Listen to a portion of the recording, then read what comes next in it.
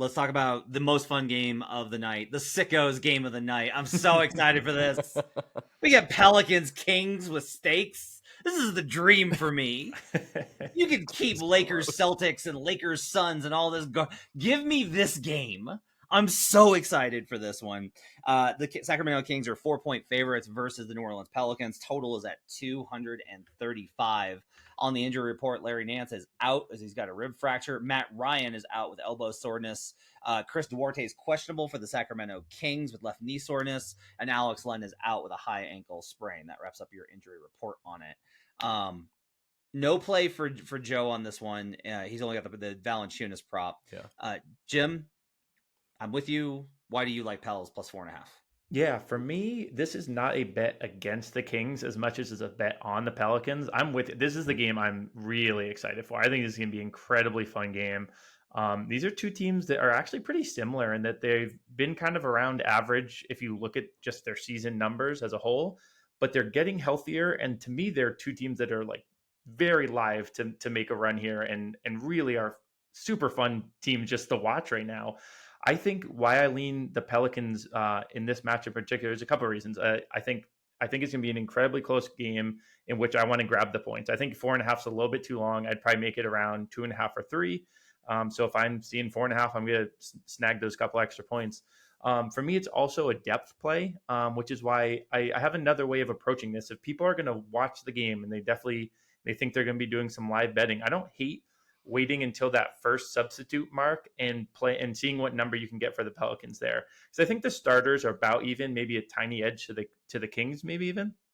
But I really love the bench unit for the Pelicans. Once again, it's looking really strong. Their 10 deep right now is so nice. So they start, McCollum, Herb Jones, BI, Zion, Valanciunas. That's their solid starting 5. But their bench unit, Trey Murphy, Jose Alvarado, Jordan Hawkins, who's been amazing in his rookie season, Dyson Daniel, Najee Marshall, who's having a pretty strong season out of nowhere, kind of, and Cody Zeller. Their depth is really, really strong. So if you're going to be watching this game and you're planning to live bet it, I don't hate waiting until maybe even second quarter. If it's sometimes it's tough to get, when it's like actually live action, it's tough to get that bet down. The books are moving it so quick. So yeah, I really like the depth of the Pelicans here. And yeah, this isn't a bet against the Kings as much as, my Pelicans have Troy Murphy back. Troy Murphy, I'm going to bring him up every 5 minutes on a podcast for the rest of the year now. This is my absolute guy, University of Virginia player. I'm a Virginia fan, wahoo wah.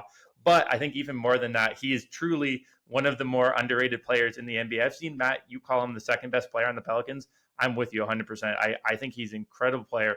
Got up 10 threes in 22 minutes in his first game back. That was another player I was potentially looking at for a prop.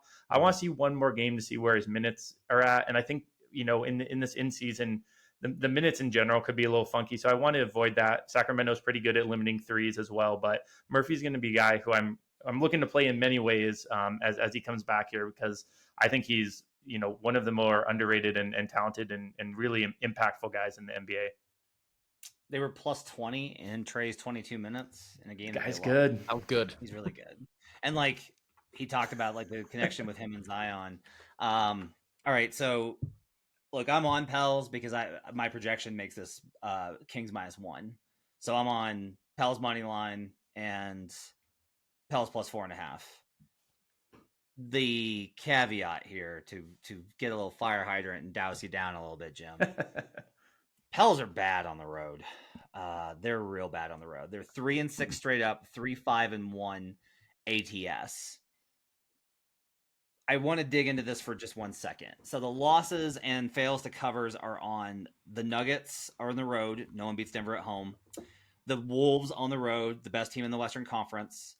The Rockets in early November, when they were playing extremely well, they pushed on the spread that game. The Jazz twice, and then the Bulls game the other night with the Kobe White game, because that team is basically playing like, hey, the starters are out, we can get our stats up and get our money up, and they're playing more free because they're playing without basically the political tension that exists between DeRozan, Levine, and the front office. That doesn't excuse New Orleans. New Orleans should have won the Utah game. They should have won the Chicago game. They should have won both Utah games and the Chicago game. Should have won them. But what's interesting, I think, about that win-loss profile there is none of those teams are in their tier. it's either teams that are definitively above them, like Denver and Minnesota, or it's teams that are definitively below them, like Chicago and Utah. The Kings, I think, are in their tier. This is an even matchup. This is a even matchup with stakes on the line. I like the JV Valanciunas combo against Sabonis. I like their ability to spread the floor. I like the fact that they have GTA, Dyson Daniels, Herb Jones, Trey Murphy, all to throw on De'Aaron Fox and Malik Monk. You can win the Sabonis minutes by a pretty hefty margin if they run the Zion and 4 shooters lineup that I love it when they run it. They will absolutely cook in the minutes when Fox is not on the floor. They will dominate those minutes. Love this matchup. Love how it looks, Joe. So I fully expect the Kings to win by 15 points. Yeah, I mean, it's just one of those spots, right? Like when you have a guy like De'Aaron Fox who's just been absolutely balling out, like especially in these in-season tournament games, and he's looked so good this year. It's tough to kind of count the Kings out of it. Especially, it looks like Keegan Murray should be available to play, so I think that obviously helps them stretch the floor. He's actually been very helpful on their defensive end too.